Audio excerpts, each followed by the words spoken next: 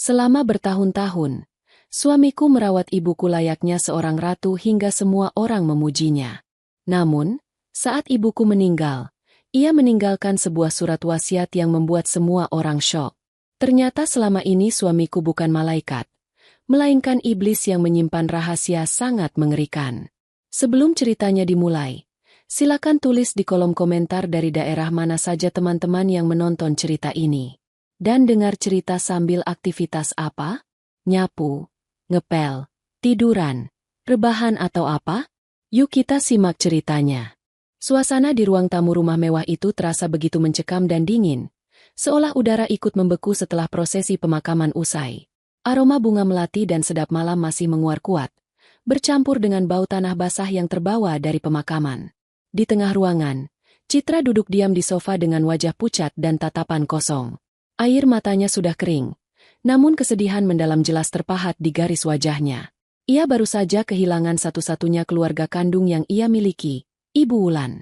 Di sisi lain ruangan, Aryo, suami Citra, tampak menangis terisak-isak. Ia menunduk dalam, bahunya berguncang hebat.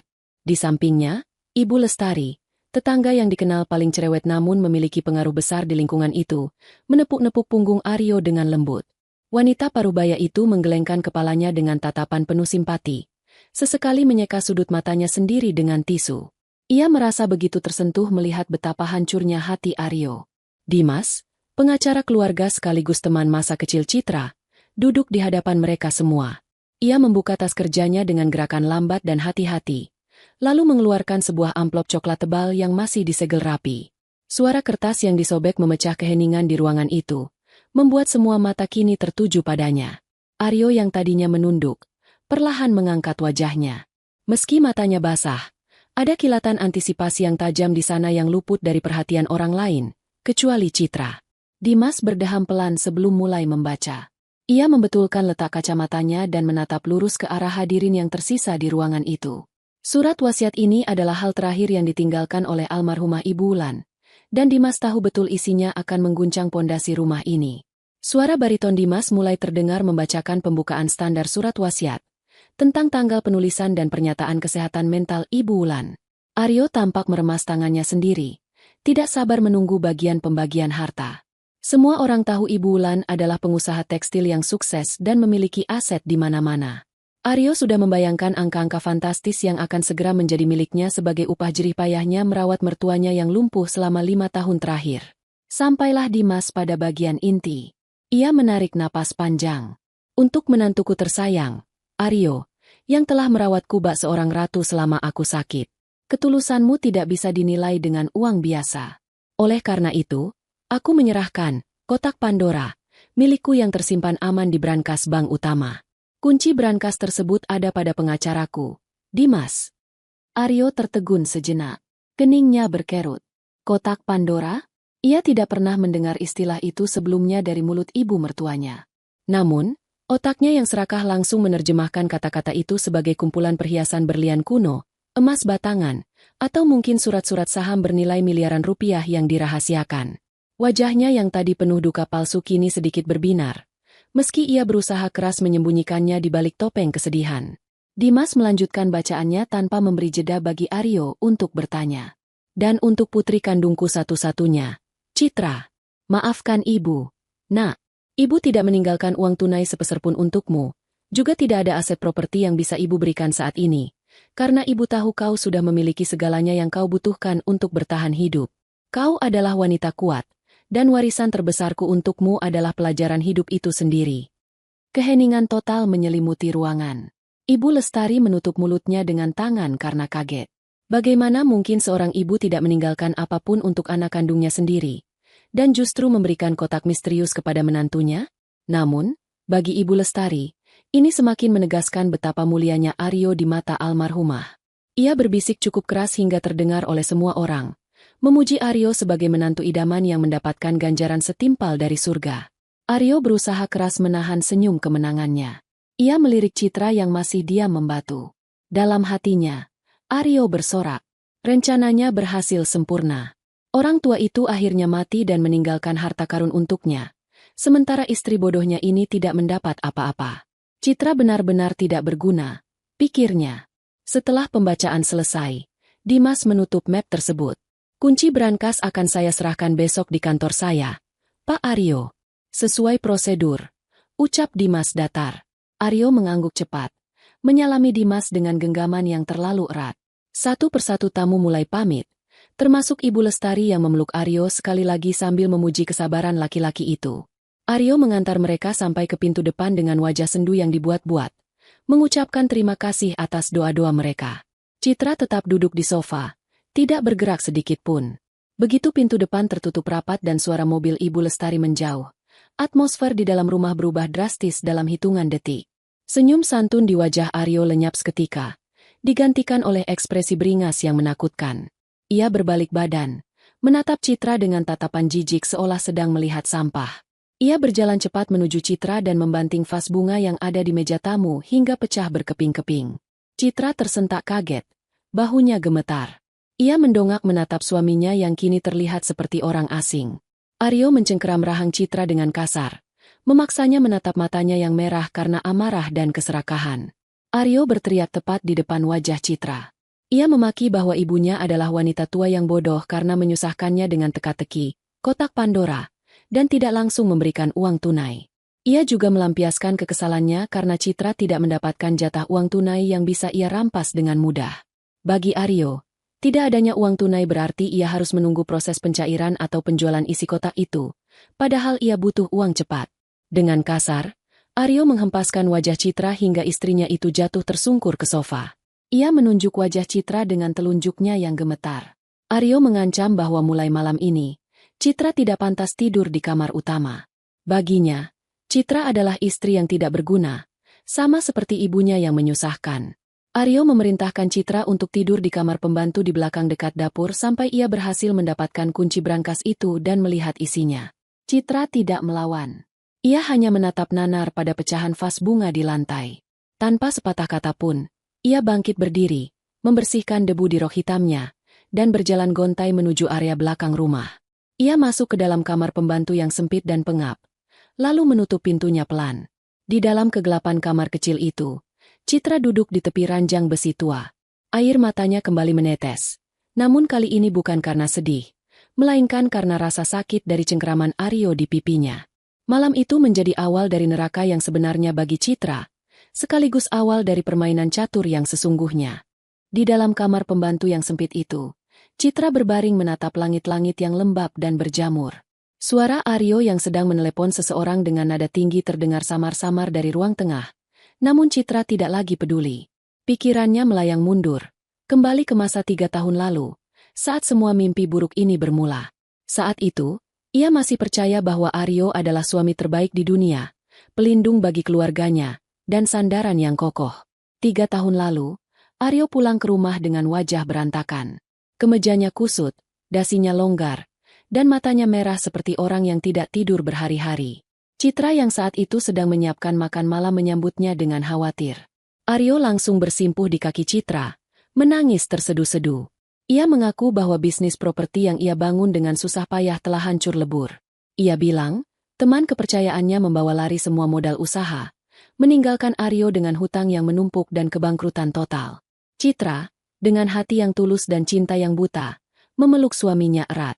Ia percaya sepenuhnya pada setiap kata yang keluar dari mulut Aryo. Ia tidak tahu bahwa uang itu sebenarnya habis di meja judi dan untuk membiayai gaya hidup Aryo yang gemar foya-foya dengan wanita lain. Citra menenangkan Aryo, mengatakan bahwa mereka akan melalui badai ini bersama-sama, asalkan mereka tetap bersatu. Beberapa hari setelah pengakuan palsu itu, Aryo datang dengan sebuah ide yang terdengar sangat mulia. Saat itu, Ibu Wulan baru saja mengalami serangan stroke ringan pertamanya. Dokter menyarankan agar ada yang merawat ibu secara intensif di rumah, karena ibu menolak dirawat di rumah sakit dalam jangka panjang. Aryo menawarkan diri. Ia berkata kepada Citra bahwa karena ia sedang tidak memiliki pekerjaan dan bisnisnya hancur, ia ingin mendedikasikan waktunya untuk merawat Ibu Wulan. Ia beralasan ini adalah cara dia berbakti dan menebus rasa bersalahnya karena gagal menjadi suami yang kaya raya untuk Citra. Citra terharu mendengar niat suaminya. Ia merasa beruntung memiliki suami yang begitu menyayangi ibunya. Namun, Aryo tidak datang sendiri dengan tawaran itu. Ia membawa seorang wanita muda bernama Bella. Aryo memperkenalkan Bella sebagai sepupu jauhnya yang berasal dari luar kota. Menurut cerita Aryo, Bella adalah seorang perawat berpengalaman yang sedang mencari pekerjaan dan bersedia dibayar murah demi membantu kerabat. Citra, yang saat itu masih lugu, menyambut Bella dengan tangan terbuka. Ia merasa kehadiran Bella akan sangat membantu Aryo dalam mengurus kebutuhan medis Ibu Wulan yang semakin kompleks. Citra tidak pernah menaruh curiga sedikit pun melihat kedekatan Aryo dan Bella yang terkadang terlihat tidak wajar. Namun, ada satu momen yang terekam jelas dalam ingatan Citra, sebuah detail kecil yang baru ia pahami maknanya sekarang. Saat pertama kali Bella melangkah masuk ke kamar Ibu Wulan, reaksi ibu sangat berbeda dari biasanya. Ibu Wulan, yang meskipun tubuhnya mulai lemah namun pikirannya masih tajam saat itu, menatap Bella dengan sorot mata yang aneh. Bukan tatapan ramah seperti biasanya ibu menyambut tamu, melainkan tatapan tajam, penuh selidik, dan waspada. Mata tua itu menyipit, menelusuri wajah Bella dari atas sampai bawah seolah sedang memindai ancaman. Aryo buru-buru menengahi situasi itu. Ia tertawa renyah dan berkata kepada Citra bahwa tatapan ibu itu adalah tatapan senang karena akhirnya ada perawat cantik yang akan menemaninya. Citra hanya mengangguk, mempercayai terjemahan suaminya. Keanehan tidak berhenti di situ.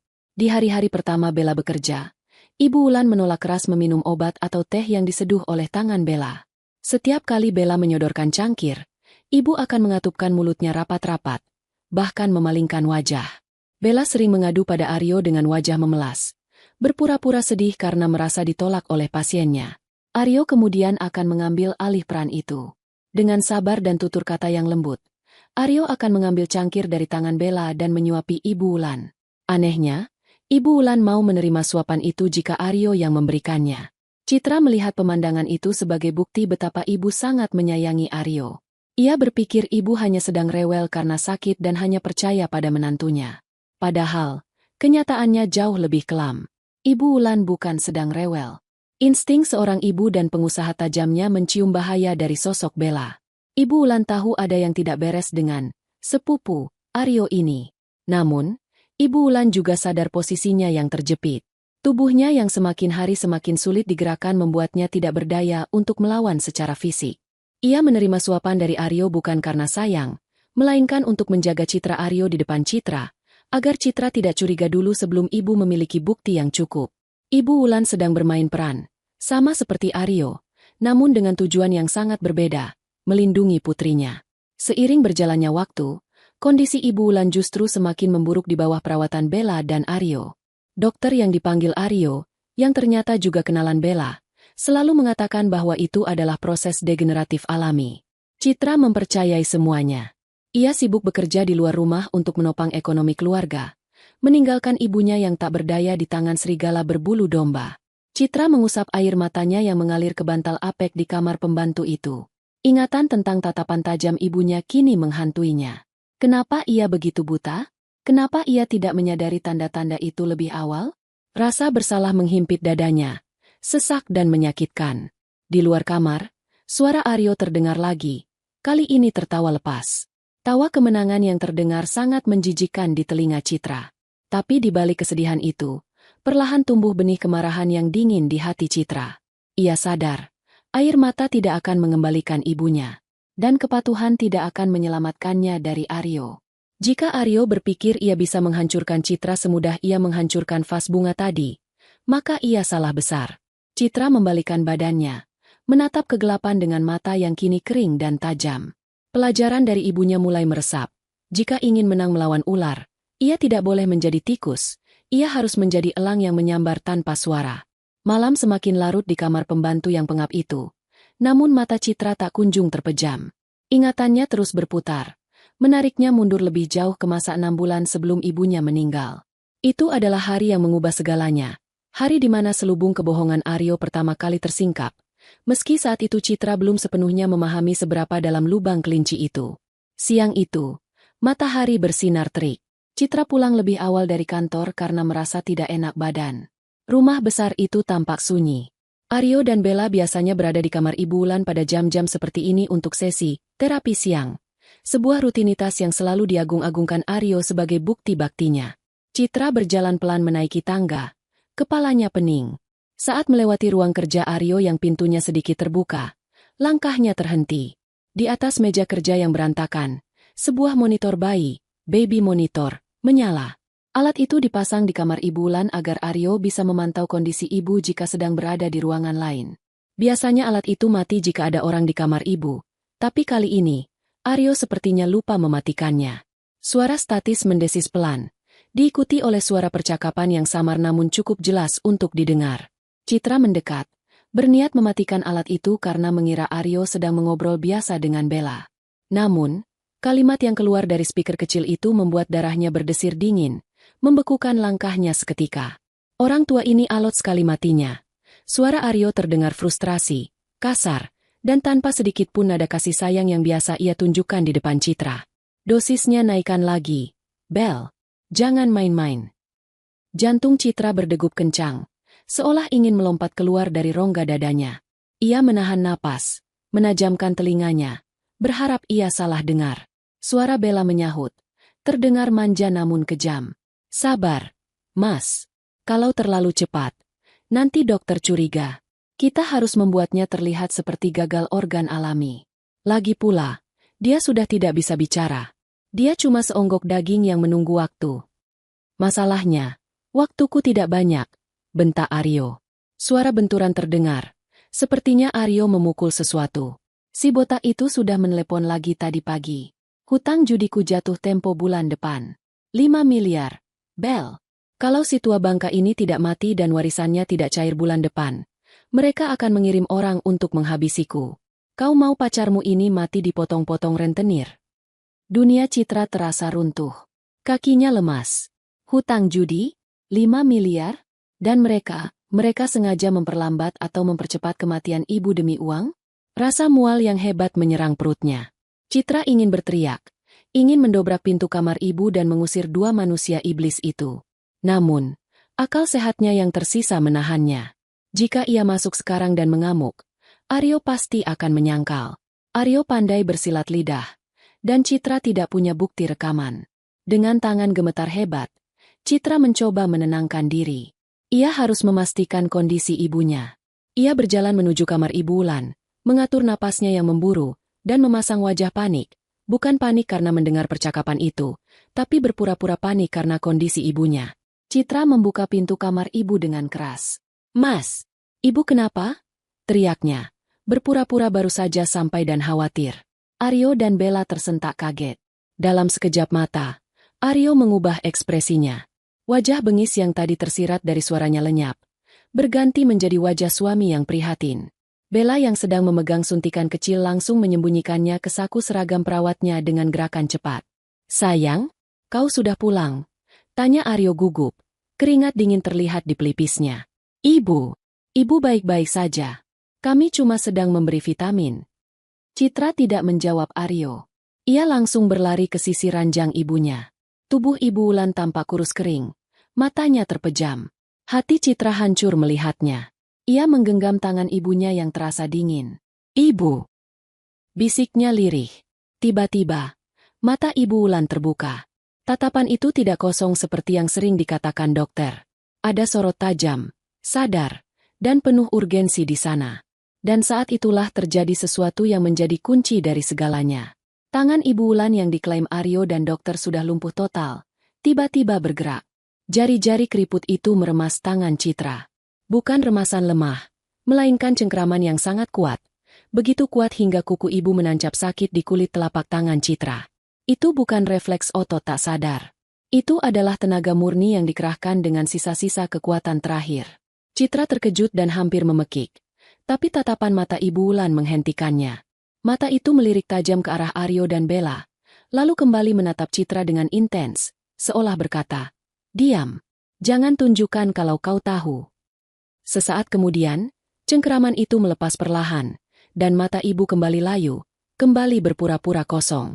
Pesan itu tersampaikan dengan sempurna. Ibu sadar. Ibu tahu apa yang terjadi.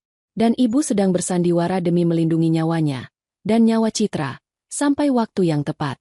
Ibu tahu jika ia melawan secara terbuka, Aryo yang sedang terdesak hutang rentenir bisa nekat membunuhnya seketika itu juga dengan cara kasar.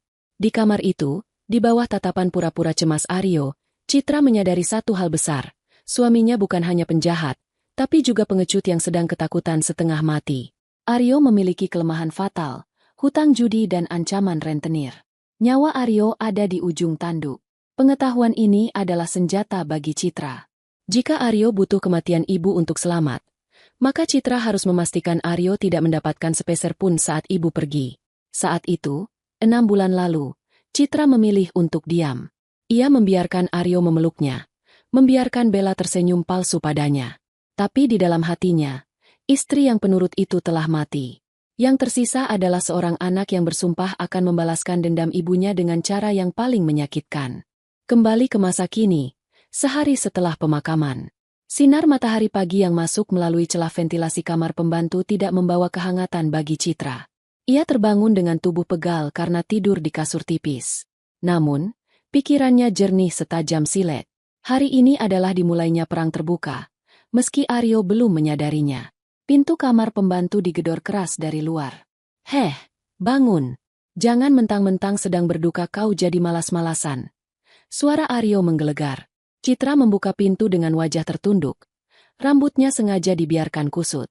"Maaf, Mas.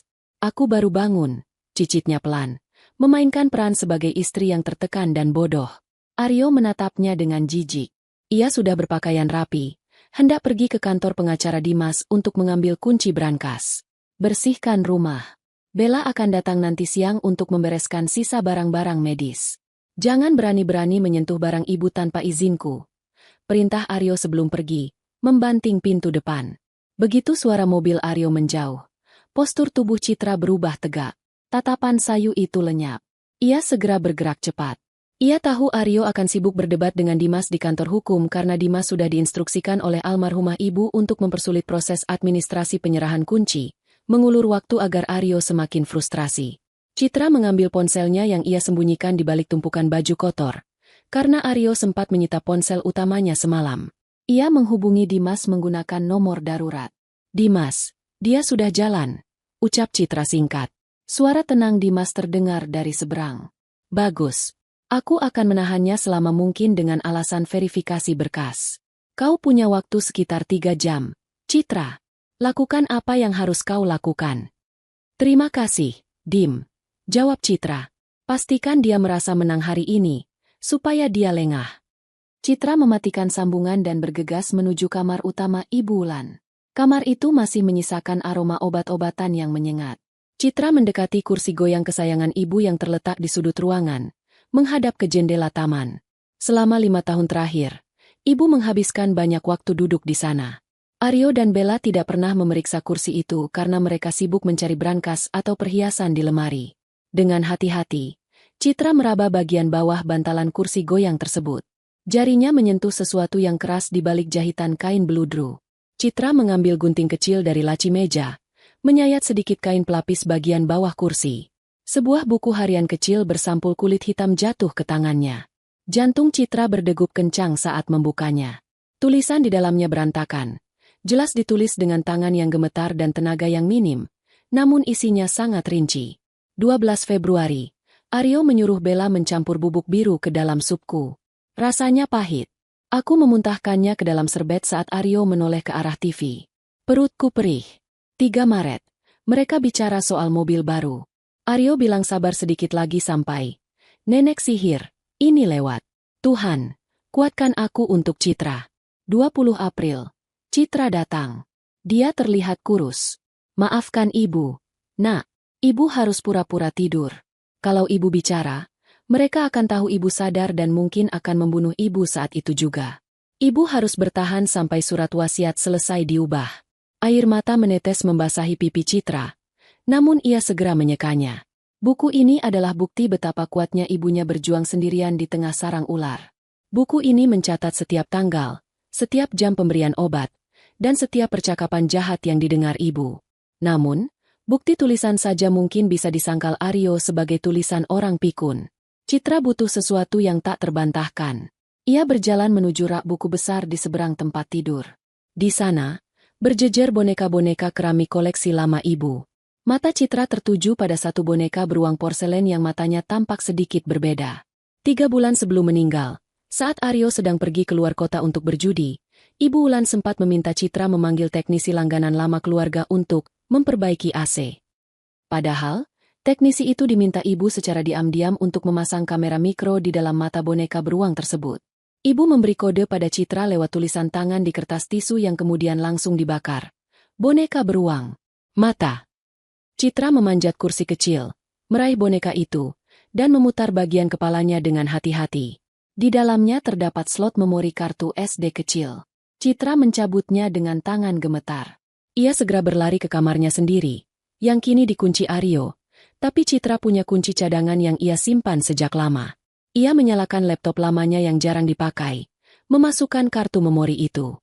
Layar laptop menyala, menampilkan daftar ratusan file video. Citra mengklik salah satu file bertanggal sebulan yang lalu. Video itu menampilkan kamar Ibu Wulan dengan sudut pandang dari atas rak buku. Di layar, terlihat Aryo dan Bella sedang berdiri di samping tempat tidur ibu.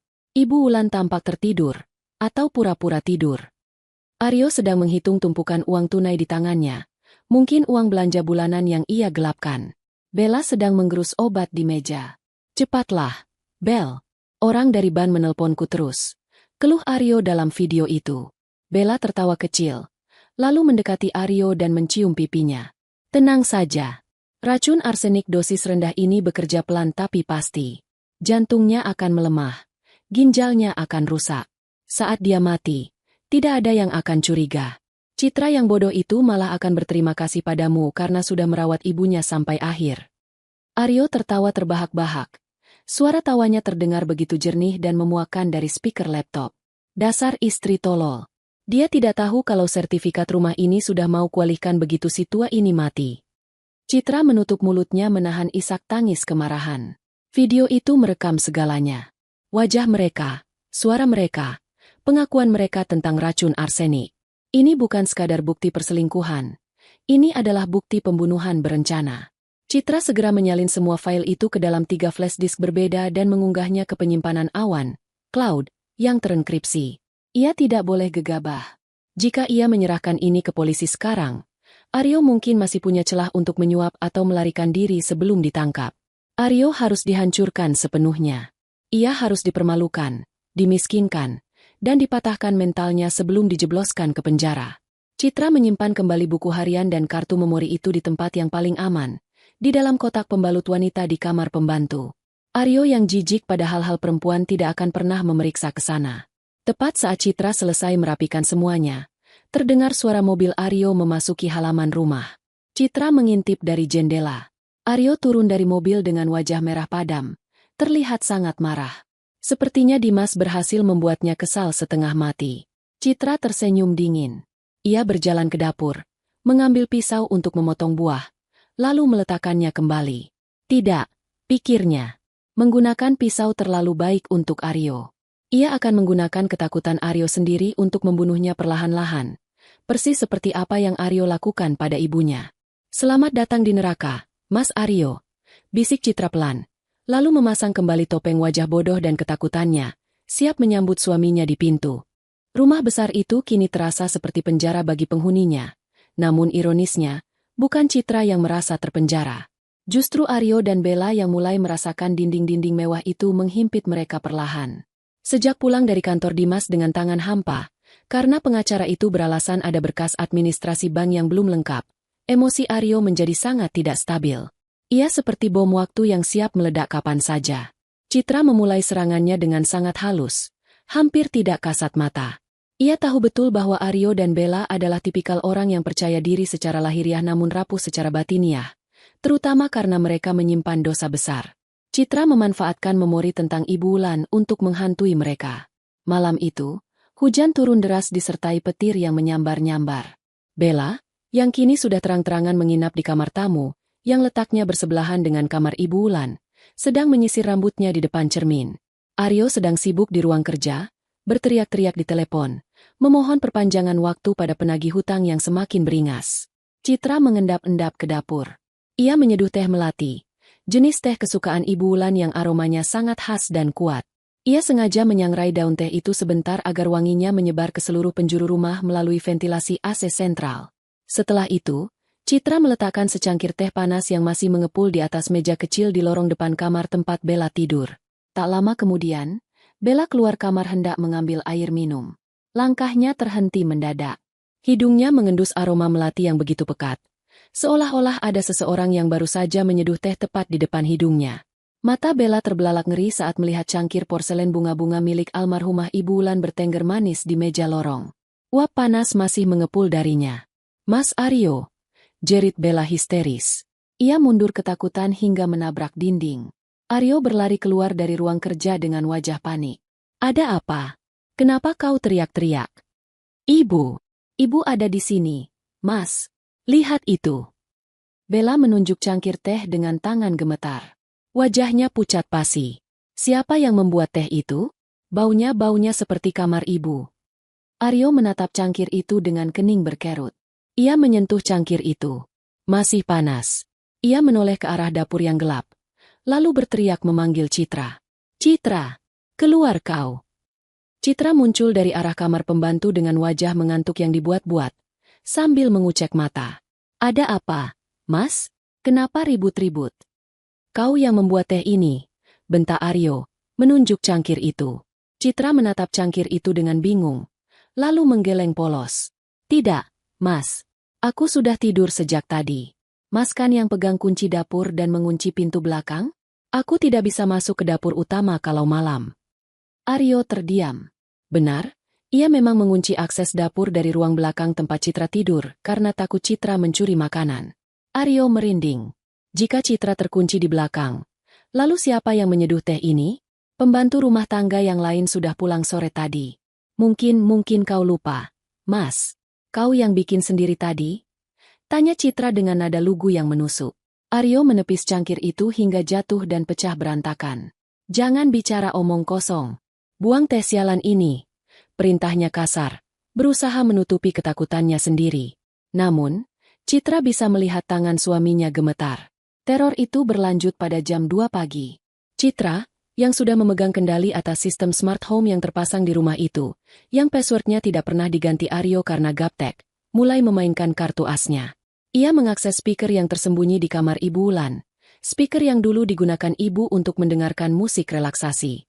Citra memutar rekaman suara Ibu Wulan yang ia ambil dari video-video lama di ponselnya. Suara ibu yang sedang memanggil Aryo. "Aryo, tolong ibu."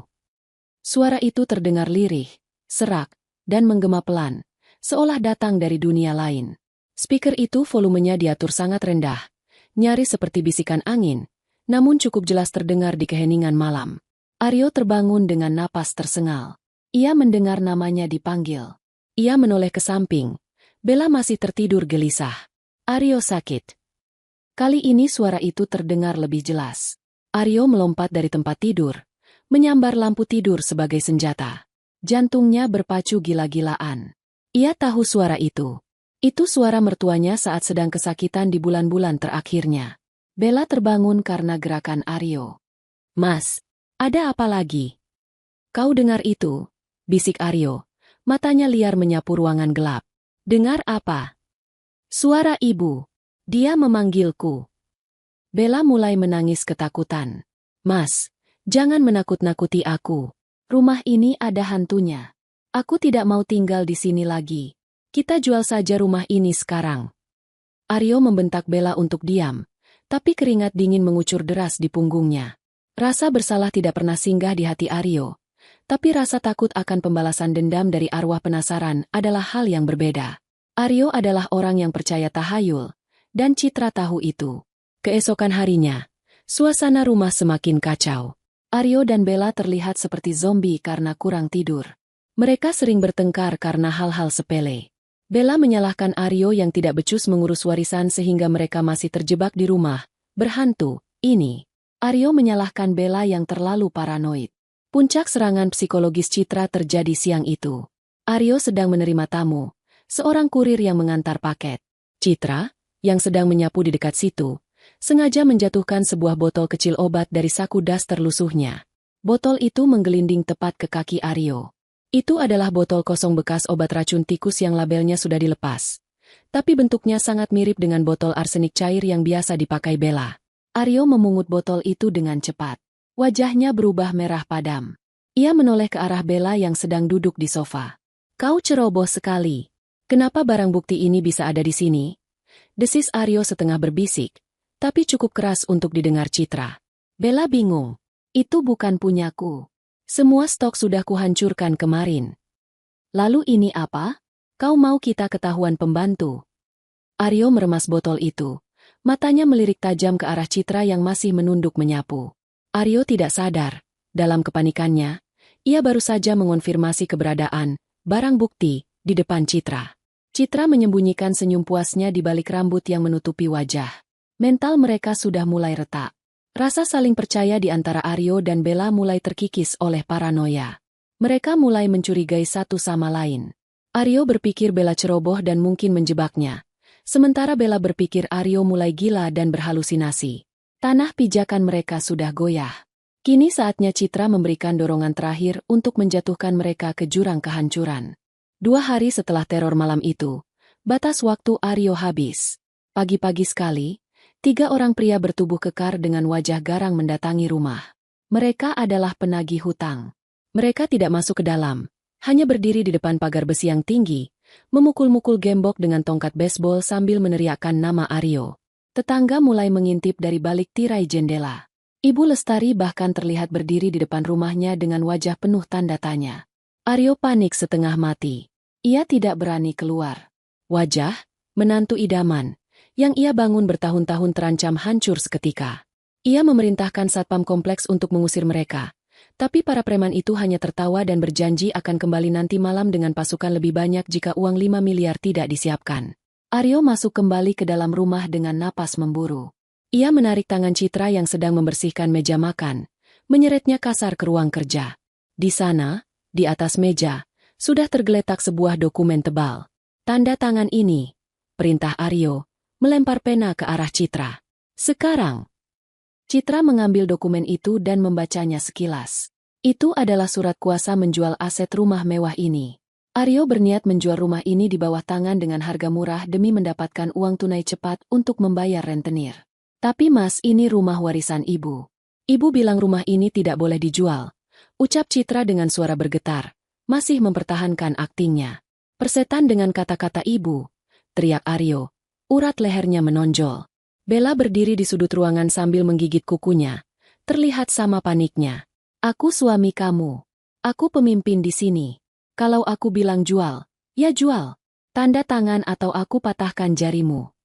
Citra menatap pena di meja, lalu menatap Aryo. Perlahan, getaran di tubuhnya berhenti. Postur tubuhnya yang membungkuk perlahan tegak. Ia mengangkat wajahnya, menatap Aryo tepat di manik mata. Sorot matanya berubah drastis, dingin, tajam, dan penuh wibawa. Tidak ada lagi Citra yang penurut dan bodoh. Citra meletakkan dokumen itu kembali ke meja, lalu mendorongnya menjauh dengan satu jari. Tidak, ucap Citra. Suaranya tenang, datar, namun memiliki kekuatan yang membuat ruangan itu mendadak hening. Aryo tertegun. Ia belum pernah mendengar nada bicara seperti itu dari mulut istrinya. Apa kau bilang? Kau mau melawan aku? Aku bilang tidak, Mas. Aku tidak akan menandatangani sampah ini, jawab Citra tegas. Ia melipat kedua tangannya di dada. Lagi pula, tanda tanganku di situ tidak akan ada gunanya. Kau tidak bisa menjual rumah yang bukan milikmu. Aryo tertawa meremehkan, meski ada kegugupan dalam tawanya. Kau memang bodoh. Warisan ibu belum dibagi, jadi rumah ini masih berstatus harta bersama atau harta waris yang aku sebagai wali bisa mengaturnya. Citra menggeleng pelan, senyum sinis tersungging di bibirnya. Kamu salah besar, Aryo. Rumah ini bukan lagi milik ibu sejak 5 tahun lalu. Tepat seminggu sebelum kamu dan Bella datang membawa sandiwara busuk kalian, ibu sudah melakukan balik nama sertifikat rumah ini atas namaku. Sepenuhnya milikku. Bukan harta gono gini, bukan harta warisan. Ini hibah mutlak. Wajah Aryo pucat pasi seolah darahnya tersedot habis. Kau bohong. Dimas tidak pernah bilang. Dimas bekerja untuk ibu, dan sekarang untukku. Dia tidak punya kewajiban melapor padamu, potong Citra. Jadi, silakan saja kalau mau menjual rumah ini. Tapi pembelimu pasti akan menuntutmu balik karena penipuan sertifikat. Aryo mundur selangkah, Kakinya goyah. Rencananya hancur. Aset terbesar yang ia incar ternyata sudah lepas dari genggaman bahkan sebelum ia mulai merawat ibu. 5 tahun ia membersihkan kotoran mertuanya. Berakting menjadi malaikat. Semuanya sia-sia. Kau jalang licik. Aryo meraung marah. Tangannya terkepal hendak memukul Citra. Jangan bergerak. Suara Citra terdengar seperti perintah militer. Ia mengeluarkan sebuah amplop putih dari saku dasternya dan melemparkannya ke wajah Aryo. Sebelum kau menyentuhku, baca dulu itu. Aryo menangkap amplop itu dengan kikuk. Bella ikut mendekat. Penasaran. Aryo merobek amplop itu dan mengeluarkan isinya. Selembar kertas dengan kop surat laboratorium forensik swasta ternama. Mata Aryo membelalak membaca baris demi baris hasil analisis itu. Sampel, rambut dan kuku almarhumah Ibu Wulan. Hasil, positif arsenik trioksida dalam akumulasi dosis mikrokronis selama 6 bulan terakhir. Kertas itu terlepas dari tangan Aryo, melayang jatuh ke lantai. Bella memungutnya, membacanya, lalu memekik tertahan. Autopsi independen. Jelas Citra dingin, melangkah maju mendekati mereka yang kini terlihat seperti tikus terpojok. Dilakukan diam-diam oleh tim forensik yang dibawa Dimas sesaat sebelum jenazah ibu dikremasi. Kalian pikir kenapa aku setuju kremasi cepat? Supaya kalian merasa aman dan tidak curiga kalau aku sudah mengambil sampel sebelumnya. Ini tidak mungkin. Gumam Bella. Air mata ketakutan mulai mengalir. Mas Aryo bilang semuanya aman. Mas Aryo bilang dosisnya tidak akan terdeteksi. Diam kau, bentak Aryo pada Bella. Kau membunuh ibuku, ucap Citra. Suaranya bergetar menahan amarah yang meledak-ledak. Kalian berdua meracuninya perlahan-lahan. Kalian menyiksanya setiap hari demi uang yang bahkan tidak pernah ada untuk kalian. Aryo yang panik dan terdesak langsung menunjuk Bella. Ini semua ide dia. Dia perawatnya. Dia yang tahu soal dosis obat. Aku tidak tahu apa-apa. Aku cuma disuruh beli obat. Aku tidak tahu itu racun. Aryo berusaha mencuci tangan, mengorbankan selingkuhannya demi menyelamatkan diri sendiri. Bella ternganga tak percaya. Cinta butanya pada Aryo hancur seketika melihat kepengecutan laki-laki itu. Amarah Bella meledak. Dasar bajingan. Kau yang menyuruhku. Kau yang terlilit hutang judi. Kau yang bilang, matikan saja si tua itu biar cepat cair. Aku punya bukti chat WhatsApp darimu. Aryo, jangan pikir kau bisa lari sendirian. Kau wanita gila. Kau yang meracuninya. Aryo mendorong Bella hingga jatuh. Mereka mulai saling serang, saling cakar, dan saling maki di depan Citra. Citra hanya berdiri diam menyaksikan kehancuran itu dengan tatapan dingin. Inilah yang ia inginkan. Melihat mereka saling mangsa. Koalisi iblis itu pecah berkeping-keping di hadapan fakta yang tak terbantahkan. Simpan tenaga kalian, sela Citra, membuat pertengkaran mereka terhenti sejenak. Kalian akan membutuhkannya untuk menjelaskan ini semua di depan polisi. Dan Mas Aryo, preman-preman di depan pagar itu sepertinya sudah mulai memanjat pagar. Kau mau keluar menemui mereka, atau menunggu polisi datang menjemputmu dari dalam? Aryo jatuh terduduk di lantai. Wajahnya hampa. Ia terjepit dari segala arah. Di luar ada rentenir yang siap menghabisinya. Di dalam ada istri yang memegang bukti pembunuhan. Dan di sampingnya ada selingkuhan yang siap menyeretnya ke penjara bersama. Kerajaan yang ia bangun di atas kebohongan telah runtuh total. Menimpa kepalanya sendiri. Malam itu, rumah mewah peninggalan Ibu Wulan dipenuhi oleh ratusan tamu.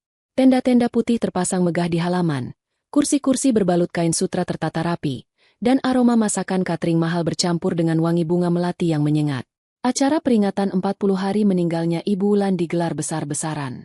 Bagi Aryo, acara ini bukan sekadar ritual doa, melainkan panggung sandiwara terakhir sekaligus satu-satunya harapan untuk menyelamatkan nyawanya. Aryo berdiri di depan pintu utama, menyalami para tamu dengan senyum kaku yang dipaksakan. Ia mengenakan baju koko putih bersih dan peci hitam, citra sempurna seorang menantu idaman. Namun, di balik pakaian rapi itu, tubuhnya basah oleh keringat dingin. Di seberang jalan, di balik kegelapan malam, ia tahu para penagih hutang sedang mengawasi. Mereka memberinya tenggat waktu tepat sampai acara ini selesai. Jika malam ini Aryo tidak bisa memberikan uang, yang ia harapkan ada di dalam kotak Pandora, maka besok pagi mayatnya mungkin akan ditemukan mengapung di sungai. Bella juga ada di sana, duduk di sudut ruangan bersama para ibu-ibu pengajian. Wajahnya pucat, Matanya bengkak. Namun ia berusaha menutupi kegugupannya dengan riasan tebal. Setelah pertengkaran hebat dan saling serang tempo hari, mereka berdua terjebak dalam gencatan senjata yang rapuh karena Citra mengancam akan membocorkan semuanya jika mereka kabur. Mereka terpaksa mengikuti permainan Citra, berharap ada keajaiban di dalam brankas itu. Ibu Lestari, tetangga yang paling vokal, sibuk mengatur posisi duduk tamu VIP. "Lihat Pak Aryo," bisiknya pada ibu-ibu lain. Wajahnya semakin tirus karena sedih memikirkan almarhumah. Benar-benar laki-laki langka. Citra duduk tenang di barisan depan, tepat di samping kursi kosong yang disiapkan untuk Dimas. Ia mengenakan gaun hitam sederhana namun elegan. Rambutnya disanggul rapi. Tidak ada lagi air mata. Tidak ada lagi wajah tertunduk lesu. Malam ini, ia adalah sutradara dari pertunjukan kehancuran suaminya. Pukul 8 malam, setelah doa bersama selesai dipanjatkan, suasana berubah hening.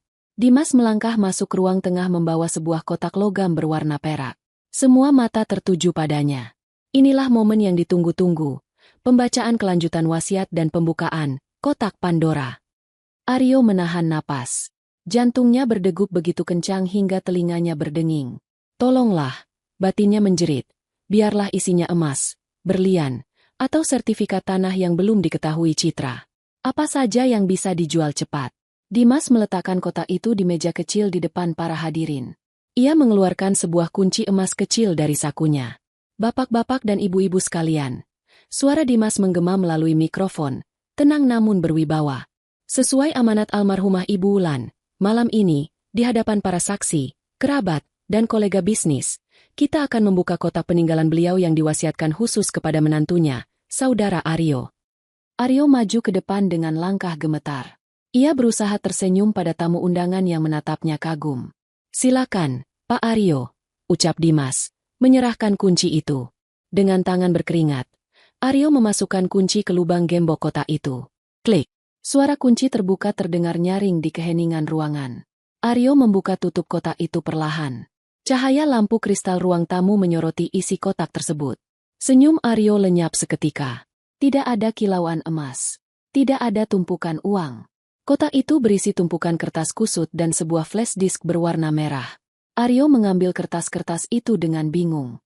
Matanya membelalak saat membaca judul kop suratnya. Itu bukan surat berharga. Itu adalah salinan surat-surat hutang Aryo di berbagai tempat judi ilegal dan bank gelap yang selama ini ia sembunyikan rapat-rapat. Lebih parah lagi, ada dokumen palsu yang pernah Aryo buat. Tanda tangan Ibu Wulan yang ia palsukan untuk mencoba menjaminkan aset perusahaan tekstil. "Apa-apa ini?" desis Aryo. Suaranya tercekat. Belum sempat Aryo berpikir, Dimas mengambil flash disk merah dari dalam kotak itu. "Dan ini," ucap Dimas lantang, "adalah pesan terakhir Ibu Wulan. Beliau meminta saya memutarnya di acara ini sebagai kenang-kenangan." Tanpa menunggu persetujuan Aryo, Dimas menancapkan flash disk itu ke laptop yang tersambung ke proyektor besar di sisi ruangan. Layar putih yang semula menampilkan foto-foto kenangan Ibu Wulan kini berubah hitam sejenak. Lalu muncul sebuah video. Para tamu mulai berbisik-bisik, mengira akan melihat video testimoni mengharukan. Namun, yang muncul adalah rekaman CCTV dari kamar tidur Ibu Wulan. Gambar itu jernih dan tajam. Di layar raksasa itu, semua orang melihat Aryo dan Bella sedang berdiri di samping ranjang Ibu Wulan. Tanggal di video menunjukkan rekaman itu diambil 3 bulan lalu. Suara Aryo terdengar jelas melalui speaker besar yang dipasang di setiap sudut ruangan. "Cepatlah mati. Orang tua bangka. Dosis racunnya kurang tinggi. Bel, kenapa dia masih bernapas?" Suara Bella menjawab. "Sabar, Mas. Kalau terlalu cepat, nanti autopsi membuktikannya. Kita buat pelan-pelan saja, biar kelihatan sakit tua." Jeritan kaget terdengar dari para tamu undangan. Ibu Lestari menutup mulutnya. Matanya melotot tak percaya. Gelas yang dipegang seorang kolega bisnis Aryo jatuh dan pecah. Video berlanjut. Terlihat Aryo menampar pipi Ibu Wulan yang sedang tertidur karena kesal, lalu mengambil uang dari dompet ibu. Terlihat Bella menyuntikkan sesuatu ke infus dengan seringai jahat. Aryo terpaku di tempatnya berdiri. Kakinya serasa dipaku ke lantai. Wajahnya pucat pasi seperti mayat. Seluruh darah di tubuhnya seolah berhenti mengalir. Ia menoleh ke arah para tamu. Tatapan memuja yang tadi ia terima kini berubah menjadi tatapan jijik, ngeri, dan penuh amarah. "Matikan! Matikan itu. Itu video editan. Itu bohong. Teriak Aryo histeris, berusaha lari menerjang laptop. Namun, dua orang pria berbadan tegap yang dibawa Dimas, ternyata polisi berpakaian preman, langsung menahan Aryo. Citra perlahan berdiri dari kursinya. Ia berjalan menuju Aryo yang sedang meronta-ronta. Ia mengambil mikrofon dari tangan Dimas. Itu bukan editan, Mas, ucap Citra. Suaranya tenang namun menusuk tulang. Ibu merekam semuanya. Ibu tahu kalian meracuninya. Tapi ibu bertahan hidup, menahan sakitnya racun itu setiap hari, hanya untuk mengumpulkan bukti ini. Agar malam ini, seluruh dunia tahu siapa kamu sebenarnya. Bella yang duduk di sudut ruangan mencoba menyelinap kabur lewat pintu samping. Namun ia langsung dihadang oleh beberapa ibu-ibu pengajian yang marah. Mereka menarik Bella kembali ke tengah ruangan. Pembunuh, teriak Ibu Lestari, menunjuk wajah Aryo dengan telunjuk gemetar. Kalian berdua iblis. Aku kira kau malaikat. Ternyata kau membunuh mertuamu sendiri. Suasana menjadi kacau balau. Tamu-tamu mulai mencemooh. Beberapa melempar botol air mineral ke arah Aryo dan Bella. Di tengah kekacauan itu, sirine polisi terdengar meraung-raung mendekati rumah. Pintu depan terbuka lebar. Sekelompok polisi berseragam lengkap masuk, dipimpin oleh seorang perwira yang membawa surat penangkapan. Saudara Aryo dan saudari Bella, ucap polisi itu tegas. Anda kami tangkap atas tuduhan pembunuhan berencana, pemalsuan dokumen, dan penipuan. Anda berhak diam, tapi bukti video dan hasil autopsi sudah lebih dari cukup untuk mengirim kalian ke tiang gantungan. Borgol besi terpasang dingin di pergelangan tangan Aryo. Ia menatap Citra dengan tatapan memohon. Tatapan seorang pengecut yang habis harapan. Citra, Dek Tolmas, Mas suamimu. Citra menatapnya datar, tanpa emosi sedikit pun. Ia mendekatkan wajahnya ke telinga Aryo dan berbisik pelan, hanya untuk didengar suaminya itu. Suamiku sudah mati 3 tahun lalu, saat dia memilih mengkhianati keluarganya demi judi dan wanita lain. Kau hanya parasit yang numpang hidup. Aryo diseret keluar oleh polisi, melewati kerumunan orang yang menyorakinya. Kilatan lampu kamera wartawan, yang ternyata juga diundang oleh Dimas, menghujani wajahnya. Malam itu, nama Aryo hancur sehancur-hancurnya. Tidak ada harta, tidak ada kehormatan, tidak ada kebebasan. Yang tersisa hanyalah hutang yang menanti di luar penjara dan jeruji besi yang menanti di dalam. Citra berdiri di ambang pintu, melihat mobil polisi membawa mereka pergi. Angin malam berhembus pelan, membawa pergi bau busuk kemunafikan yang selama ini mengendap di rumah itu. 6 bulan kemudian, lembaga pemasyarakatan, lapas, kelas 1 tampak suram di bawah guyuran hujan sore. Dinding-dinding beton yang tinggi dan kawat berduri memisahkan dunia luar yang bebas dari neraka kecil di dalamnya. Di salah satu sel yang sempit dan berbau pesing, Aryo meringkuk di sudut ruangan. Wajah tampannya yang dulu selalu klimis kini hancur, nyaris tak dikenali. Hidungnya patah dan belum sembuh benar, bibirnya sobek, dan tubuhnya penuh lebam biru keunguan. Rambutnya dicukur asal-asalan, menampakkan kulit kepala yang penuh bekas luka. Hidup Aryo di penjara adalah mimpi buruk tanpa akhir. Ia tidak ditempatkan di sel khusus, melainkan dicampur dengan narapidana umum. Berita tentang kejahatannya, menantu yang meracuni mertua lumpuh, menyebar cepat di kalangan narapidana. Di dunia penjara, kejahatan terhadap orang tua dianggap sangat hina, bahkan oleh penjahat sekalipun. Aryo menjadi bulan-bulanan. Setiap hari adalah siksaan fisik dan mental. Namun, yang lebih mengerikan adalah jangkauan para rentenir. Meski Aryo di dalam penjara, tangan-tangan penagih hutang itu tetap bisa menjangkaunya. Mereka membayar narapidana lain untuk memberi pelajaran pada Aryo setiap minggu sebagai bunga hutang yang tak terbayar. Hei, Ratu tanpa mahkota! Ejek seorang napi bertubuh besar sambil menendang kaki Aryo. Pijat kakiku. Cepat. Aryo, dengan tubuh gemetar dan air mata yang sudah kering, merangkak mendekat. Ia memijat kaki napi itu, menelan harga dirinya bulat-bulat. Dulu ia bermimpi menjadi raja yang menguasai harta mertuanya. Kini ia bahkan lebih rendah dari budak. Ia teringat hari-hari saat ia duduk di sofa empuk, memerintah Citra dan membentak Ibu Wulan. Ingatan itu kini menjadi siksaan terpedihnya. Penyesalan datang, tapi bukan penyesalan karena membunuh, melainkan penyesalan karena ketahuan. Dan itu membuatnya semakin menyedihkan. Di tempat lain, nasib Bella tak kalah tragisnya. Meski hukumannya lebih ringan daripada Aryo karena ia bersaksi memberatkan Aryo di pengadilan, ia mengklaim dipaksa, hidupnya di luar penjara sudah tamat. Lisensi perawatnya dicabut seumur hidup. Fotonya tersebar luas di internet sebagai perawat maut. Tidak ada rumah sakit atau klinik yang mau mempekerjakannya. Keluarga besarnya di kampung membuangnya karena malu. Kini, Bella terlihat duduk di perantoko di pasar kumuh pinggiran kota. Pakaiannya lusuh, wajahnya kusam. Ia menjajakan tisu dan air mineral pada orang-orang yang lewat. Setiap kali ada yang menatapnya terlalu lama, ia akan menunduk ketakutan. Takut orang itu mengenalinya dan meludahinya lagi seperti kejadian minggu lalu. Ia hidup dalam bayang-bayang ketakutan dan kemiskinan, meratapi kecantikan dan masa depannya yang ia tukar demi janji manis seorang penipu. Sementara itu, kontras dengan kegelapan yang melingkupi Aryo dan Bella, suasana di pemakaman mewah San Diego Hills tampak begitu tenang dan asri. Rumput hijau terpotong rapi, dan langit sore yang mulai cerah menyisakan semburat jingga yang indah. Citra berdiri di depan nisan marmer hitam yang bertuliskan nama ibunda tercinta, Wulan. Citra tampak sangat berbeda. Ia mengenakan setelan blazer putih yang membalut tubuhnya dengan elegan. Aura wanita penurut dan lemah lembut itu telah berganti menjadi aura seorang pemimpin wanita yang tangguh. Di tangannya, ia memegang sebuah majalah bisnis terbaru. Sampul majalah itu memuat wajah Citra dengan judul besar, Citra Wulansari, bangkit dari tragedi, membawa warisan tekstil ibu ke pasar global. Dalam 6 bulan, Citra tidak hanya membersihkan nama baik keluarganya, tapi juga mengambil alih kendali penuh perusahaan ibunya. Ia memecat semua orang kepercayaan Aryo yang korup, merombak manajemen, dan berhasil melunasi hutang-hutang perusahaan, bukan hutang judi Aryo, dengan strategi bisnis yang brilian. Ternyata, selama ini Citra diam-diam belajar bisnis dari buku-buku ibunya saat Aryo sibuk berselingkuh. Dimas berdiri beberapa langkah di belakang Citra, memegang payung hitam meski hujan sudah reda, siap melindungi wanita itu.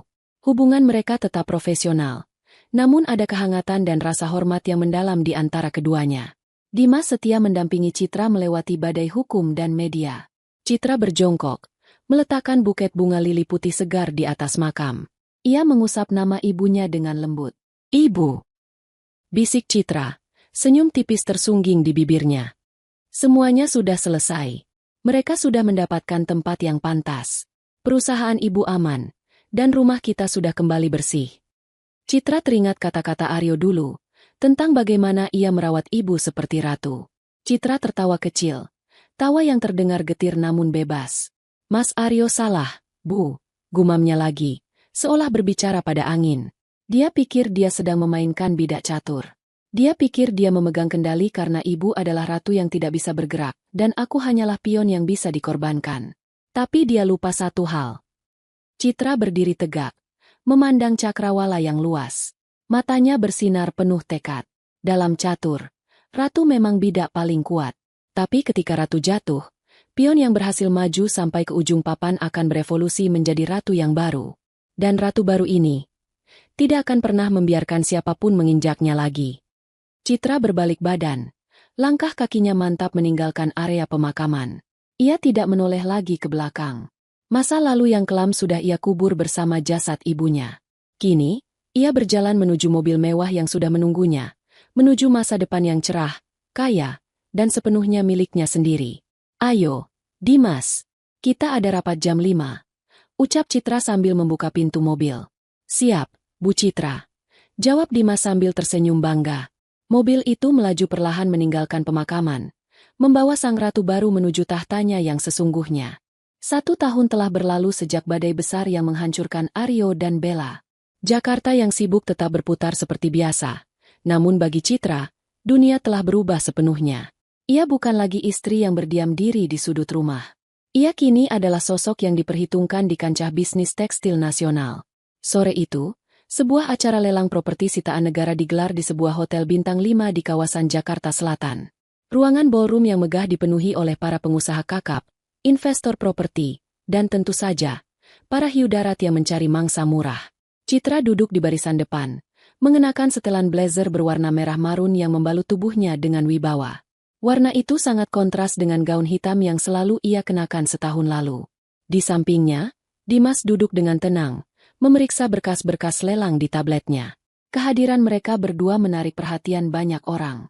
Gosip tentang bagaimana Citra menjatuhkan suaminya yang kriminal masih menjadi legenda urban di kalangan elit Jakarta. Kau yakin menginginkan gedung tua itu, Citra? Bisik Dimas pelan. Kondisinya hancur, lokasinya kumuh, dan feng shui-nya buruk menurut beberapa investor. Citra tersenyum tipis. Matanya menatap lurus ke arah layar proyektor yang menampilkan foto sebuah gedung ruko berlantai 4 yang tampak suram di pinggiran kota. Cat dindingnya mengelupas, jendelanya pecah, dan ada aura kelam yang menyelimutinya. Aku sangat yakin, Dimas, gedung itu punya nilai sentimental, jawab Citra datar. Penyelenggara lelang mengetuk palu, memulai sesi untuk properti nomor urut 108. Gedung bekas tempat hiburan di Jalan Karet. Luas tanah 500 meter persegi. Harga pembuka 5 miliar rupiah. Seorang pria parubaya bertubuh gemuk dengan cincin batu akik besar di jarinya mengangkat papan penawarannya. Itu adalah Pak Burhan, pemilik jaringan klub malam ilegal dan salah satu rentenir terselubung yang dulu pernah memberi pinjaman pada Aryo. Burhan menatap Citra dengan tatapan meremehkan.